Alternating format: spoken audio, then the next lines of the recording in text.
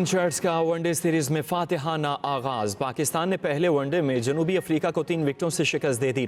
240 run का हदफ पाकिस्तान ने आखिरी ओवर में हासिल किया। साइम अयूब की शानदार सेंचुरी, 109 रन बनाए। सलमान अली आगा की ऑलराउंड परफॉर्मेंस मैच के बेहतरीन खिलाड़ी करार पाए। नाकाबिल शिकस्त 82 रन बनाए, 4 विकेटें भी हासिल की। सलमान अली आगा ने अवार्ड साइम अयूब के साथ शेयर किया। 3 मैचेस की सीरीज में पाकिस्तान को 1-0 की बरतरी हासिल। दूसरा वनडे 19 दिसंबर को खेला जाएगा।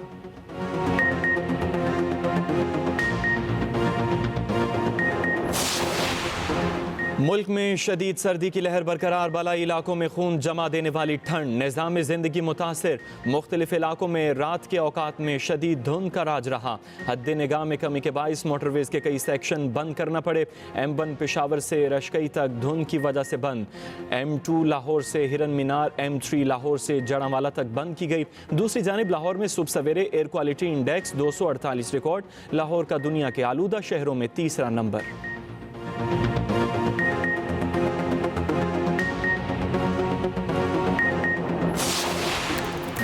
पंजाब के तालीमी इदारों में मौसम सरमा की छुट्टियों का ऐलान। 20 दिसंबर से 10 जनवरी तक तालीमी इदारे बंद रहेंगे।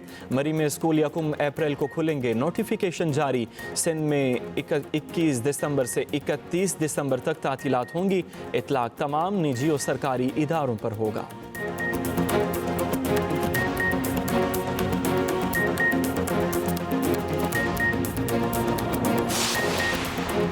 वफाकी काबीना ने कोड ऑफ क्रिमिनल प्रोसीजर्स तरमीमी बिल की मंजूरी दे दी। तरामीम के तहत FIR दर्ज करने का निज़ाम आसान होगा। पुलिस ऑफिसर टेक्नोलॉजी पर मबनी आलात और फ्रांसिक तरीक़ाकार इस्तेमाल करेगा। गवाहान के ऑडियो वीडियो बयानात रिकॉर्ड करवाए जा सकेंगे।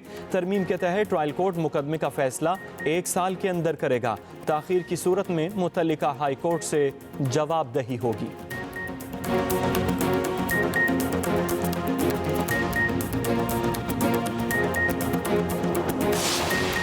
हुकूमत ने 2 मुतालबात न माने तो तरसीलात ज़र रोकने की कॉल होगी। बानी PTI ने 2 मुतालबा देकर अपने लोग हुकूमत की तरफ भेजे हैं। बानी तहरीक इंसाफ की बहन अलीमा खान कहती हैं, पार्टी रहनुमाओं ने सिविल नाफरमानी की तहरीक मुलतवी करने का कहा। समुंदर पार पाकिस्तानी तरसीलात ना भेजने के लिए तैयार हैं।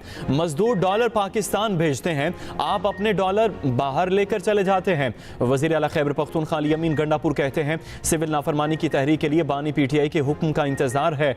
मुझे अडियाला जेल जाने नहीं दिया गया, कहा गया क्लियरेंस नहीं है।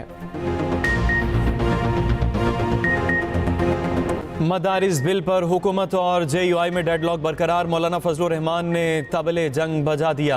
कौमी असम्बली में बोले, बिल को ऐवान में दोबारा लाकर तरमीम करना गैर कानूनी होगा। तयशुदा मामलात में तब्दीली हुई तो फैसला ऐवान नहीं मैदान में होगा। मदारिस बिल पर सबसे बड़ी रुकावट हुकूमत है।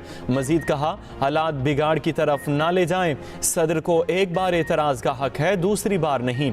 वज़ीर कानून आज़म नज़ीर तारड़ ने ऐवान में रद्द-ए-अमल देते हुए कहा, वज़ीर आज़म को बिल पर किसी किस्म का इबहाम नहीं, कानूनी मामलात पर मिल बैठकर गौर करेंगे।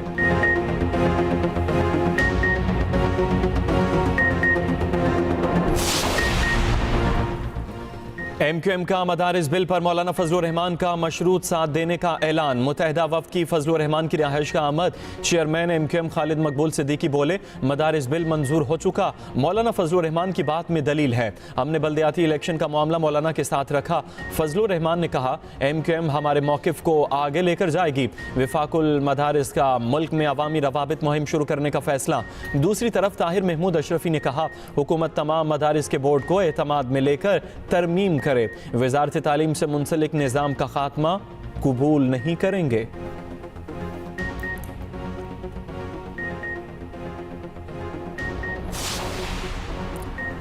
इंसानी स्मगलिंग एक संजीदा चैलेंज है, सख्त फैसले लेंगे। वज़ीर आज़म शहबाज शरीफ का काबीना इजलास में खिताब। कहा, ऐसे वाक़यात की रोकथाम के लिए इजलास बुला रहे हैं। वज़ीर आज़म से सऊदी अरब की शूरा काउंसिल के वफ़द की मुलाकात। चेयरमैन डॉक्टर अब्दुल्ला मोहम्मद इब्राहिम अल शेख भी मौजूद थे। वज़ीर आज़म ने सऊदी क़यादत के लिए नेक ख्वाहिशात का इजहार किया। कहा, सऊदी अरब से देरीना ताल्लुकात खारजा पॉलिसी का हम सुतून हैं, इक़्तिसादी ताल्लुकात बढ़ाने के लिए सरगर्म हैं।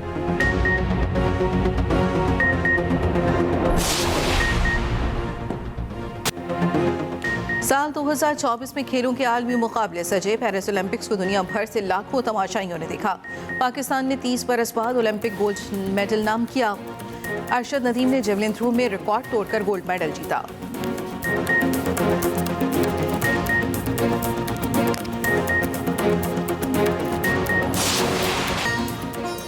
और स्टेज का चराग, टीवी का सितारा और सिनेमा का वकार। नामवर अदाकार अली एजाज को दुनिया छोड़े 6 बरस बीत गए। फिल्म दुबई चलो ने शोहरत की बुलंदियों पर पहुंचा दिया। फिल्म स्टार मुमताज के साथ कई गाने सुपरहिट हुए।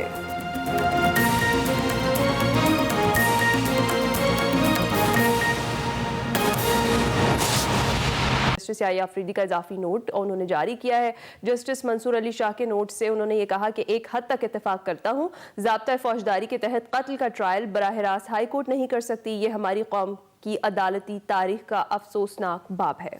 और इसी हवाले से मज़ीद तफसीलात जानने के लिए हमने रब्ता किया है हमारे नुमाइंदे जहाज़ेब अब्बासी से। वो इस वक्त हमारे साथ मौजूद हैं। जहाज़ेब, बताइएगा मज़ीद क्या तफसीलात है इस हवाले से?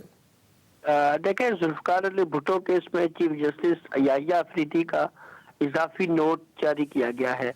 अहम बात यह है कि पाकिस्तान की अदालती तारीख में ये पहला केस था जुल्फ़िकार अली भुट्टो का जिसमें कत्ल का केस बराह रास्त हाई कोर्ट में चलाया गया। तो इसके ऊपर भी इस नोट में ये बात कही गई है कि ज़ाब्ता फौजदारी के तहत कत्ल का ट्रायल बराह रास्त हाई कोर्ट नहीं कर सकती थी। और साबिक चीफ जस्टिस जो मरहूम है नसीम हसन शाह, उनके एक इंटरव्यू का भी और इनकी जो बायोग्राफी है उसका भी हवाला दिया गया है। और कहा गया है कि नसीम हसन शाह ने बाद में ये बात तस्लीम की कि भुट्टो केस में बैरूनी दबाव था और ये हमारी कौम की अदालती तारीख का एक अफसोसनाक बाब है। चीफ जस्टिस याहिया अफरीदी ने यह भी कहा है कि भुट्टो केस में जस्टिस दोराब पटेल, जस्टिस मोहम्मद अलीम और जस्टिस सफदर के जुर्रतमंदाना जो इख्तिलाफी नोट्स हैं उससे ये अहमियत उजागर होती है कि उस वक्त के माहौल के बावजूद अपने मौकफ के ऊपर जो है वो खड़े रहे। और इन जजिस के इख्तिलाफी नोट से सूरत हाल तब्दील ना हो सकी। यानी जुल्फ़िकार अली भुट्टो जो है वह फांसी से बच तो नहीं सके, लेकिन अदलिया की साख और गैर जानिबदारी बरकरार रही। और इख्तिलाफी नोट से कानून की हुक्मरानी के लिए जो पुरज़म खुद मुख्तार अदलिया है उसकी अहमियत उजागर होती है। जस्टिस याहिया अफरीदी का इजाफी नोट उन्होंने जारी किया है।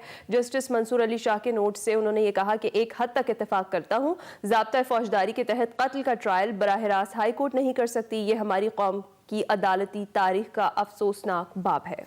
और इसी हवाले से मज़ीद तफसीलात जानने के लिए हमने रब्ता किया है हमारे नुमाइंदे जहाज़ेब अब्बासी से। वो इस वक्त हमारे साथ मौजूद हैं। जहाज़ेब, बताइएगा मज़ीद क्या तफसीलात है इस हवाले से?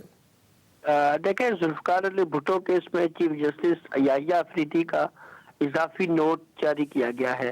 अहम बात यह है कि पाकिस्तान की अदालती तारीख में ये पहला केस था जुल्फ़िकार अली भुट्टो का जिसमें कत्ल का केस बराह रास्त हाई कोर्ट में चलाया गया। तो इसके ऊपर भी इस नोट में ये बात कही गई है कि ज़ाब्ता फौजदारी के तहत कत्ल का ट्रायल बराह रास्त हाई कोर्ट नहीं कर सकती थी। और साबिक चीफ जस्टिस जो मरहूम है नसीम हसन शाह, उनके एक इंटरव्यू का भी और इनकी जो बायोग्राफी है उसका भी हवाला दिया गया है।